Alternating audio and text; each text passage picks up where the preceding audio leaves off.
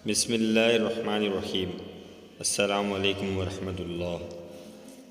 एक बात जहन के अंदर रखें कि किसी भी वजीफ़े को यकीन के साथ करेंगे, अल्लाह की ज़ात पर भरोसा करके, तो इंशाअल्लाह उसका फ़ायदा होगा। हर नमाज के बाद 7 मरतबा ये आयत पढ़ा करें।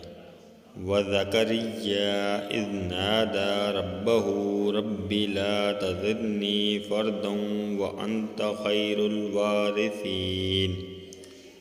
हर फ़र्ज़ नमाज के बाद 7 मरतबा इस आयत को पढ़ें, इस यकीन के साथ कि जिस तरह और ज़िक्रिया को याद करो जब उन्होंने अपने परवरदिगार को पुकारा कि परवरदिगार मुझे अकेला ना छोड़ो और तू सबसे बेहतर वारिस है। इसी तरह आप हर नमाज के बाद अल्लाह से दुआ करें, या अल्लाह अकेली ज़ात आपकी अच्छी लगती है, आप हमारी गोद को भर दें औलाद की नेमत से।